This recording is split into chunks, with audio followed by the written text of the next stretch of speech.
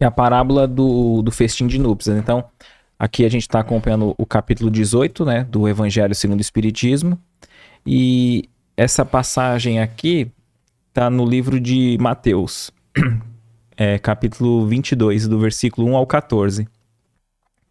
Então diz assim, ó, Jesus, falando ainda por parábolas, lhes disse: o reino dos céus é semelhante a um rei que, querendo realizar as núpcias de seu filho, enviou seus servidores para chamar às núpcias aqueles que foram convidados, mas eles se recusaram a vir. Ele enviou ainda outros servidores com ordem de dizer sua parte aos convidados: eu preparei meu jantar, fiz matar meus bois e tudo que havia feito cevar. Tudo está preparado, vinde às núpcias.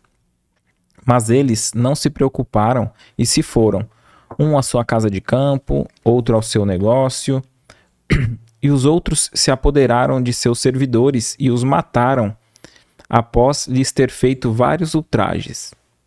O rei, tendo sabido disso, se encheu de cólera e, tendo enviado seus exércitos, exterminou esses homicidas e queimou a sua cidade. Então ele disse aos seus servidores: o festim de núpcias está todo preparado, mas aqueles que haviam sido chamados, deles não foram dignos. E depois nas encruzilhadas e chamai para as núpcias todos aqueles que encontrardes. Seus servidores, indo então pelas ruas, reuniram todos aqueles que encontraram, bons e maus, e a sala de núpcias ficou cheia de pessoas, que se sentaram à mesa. O rei entrou em seguida para ver aqueles que estavam à mesa, e tendo notado um homem que não estava com a roupa nupcial, lhe disse: meu amigo, como entrastes aqui sem ter a roupa nupcial? E esse homem permaneceu mudo. Então o rei disse aos seus servos: atai-lhe as mãos e os pés, e lançai-o nas trevas exteriores. Aí haverá pranto e ranger de dentes, porque há muitos chamados e poucos escolhidos. É forte. Bom, entendemos, né, que Jesus falava por parábolas. Algumas coisas aqui podem parecer absurdas, né? Mas é o que o povo entendia naquela época. Você tinha que dar a comparação para aquilo que ele estava falando. Tá? E por que se fala em núpcias, né? Porque talvez seja o festejo mais importante. E ele oferece o filho para o casamento.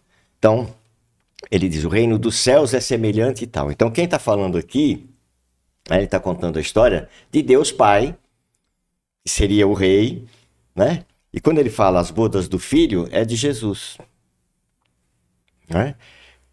Aí, assim, pô, mas Jesus vai casar com quem? Né? Na verdade, ele está propondo esse casamento de Jesus com a humanidade, com todos nós. Né? Aí outra coisa que pode parecer absurda, como é que o cara faz uma festança dessa? Né? Eu não perderia uma boquinha dessa, né? Matou os bois, tá tudo certo, tal. E aí, como é que o pessoal pode recusar? Mas são alegorias que ele usa ali. Então, quem são os primeiros que foram chamados e recusaram? Né? São os judeus. Esses são os primeiros que foram chamados. Por quê? Porque eles já tinham a crença do Deus único, acreditavam, né? Então chamou, não quiseram vir. Chamou de novo, aí cada um foi trabalhar, o outro foi para o campo, o outro foi... Ou seja, era mais importante os interesses materiais do que os interesses espirituais, coisa que a gente não vê acontecer hoje. Então, isso que eu ia te perguntar. Isso é um ensino que ele é vivo até hoje, né? Porque muitos de nós, às vezes, a gente inventa desculpa para nós mesmos, né? Para cuidar de nós, do nosso lado espiritual. Então, fala assim, religião é coisa mais para velho. Eu sou novo ainda, eu tenho que me preocupar com tais coisas. Depois tá na fase mais madura, não, ainda eu tenho compromisso. Pô, minha filha ainda vai crescer, meus filhos e tal. E quando a gente vai ver, passou uma existência toda e sempre teve, né? Quando ele fala assim, quando diz assim, né? Um foi pra casa de campo, outros pro seu negócio, cai muito no dia atual, né? Não, é tudo. Quer dizer, se tivesse uma praia aqui do Boqueirão... O livro foi escrito em 1800 e tal, né? E nós estamos falando aqui do Evangelho, de Mateus, quando isso foi escrito. E então, a parábola ainda é 2000 anos, né? 2000 anos. Então, você vê como ela é atual. Quando a gente fala, às vezes, para pessoas, você está com um problema?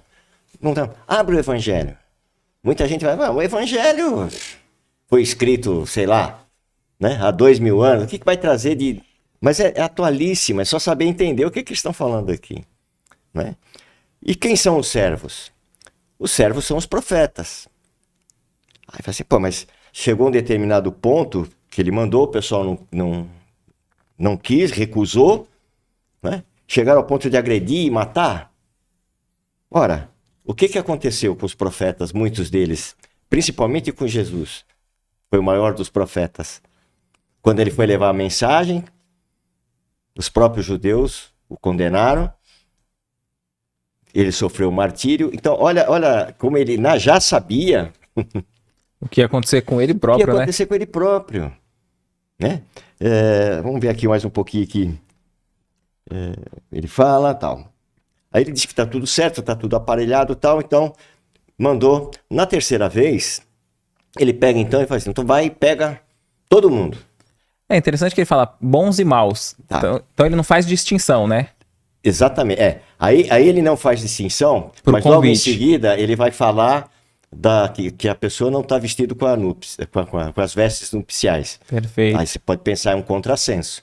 Se ele convidou bons e maus, por que ele está excluindo aquele que não está com a veste nupcial? Eu nem sabia que eu ia ser convidado, como que eu ia como eu já ia estar com a roupa, né? A gente entende realmente como veste nupcial, mas não é roupa que ele está falando aqui. Né? Então, o que ele está mostrando aqui quando ele convida a todos? Hoje a gente fala muito em mundo de regeneração, né? Que nós vamos... Ele já estava convidando para isso.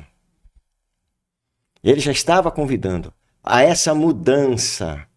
Então ele convidou bons, convidou os maus, por quê? Porque nenhuma das minhas ovelhas se perderá. Ele não faz distinção, ele não quer saber se você é branco, negro, pobre, rico, aleijado, não, ele chamou todo mundo. Ou seja, o meu reino está pronto. Chame todos para a gente ver se vieram. Foram. No meio daquela multidão, ele encontra um que não estava com a veste nupcial. E aí vem cá, como é que você está aqui se você não está? O que vem a ser essa veste nupcial? É a veste do coração limpo, da pureza, de querer realmente essa mudança. Quantos e quantos nós vemos, né, que são frequentadores de igreja, de casa espírita, vai, não, eu vou lá. Sabe? E não acrescenta absolutamente nada só pela curiosidade. Quer dizer, não está naquela intenção dessa mudança. De ser uma pessoa melhor para os outros, né? Exatamente. O que você achou desse corte? Coloca aqui nos comentários a sua opinião sobre esse tema. Para ver o episódio completo, é só pesquisar Recomeçar Podcast Espírita. E caso tenha ficado alguma dúvida sobre a doutrina espírita, é perfeitamente normal. Procure ler as obras de Allan Kardec.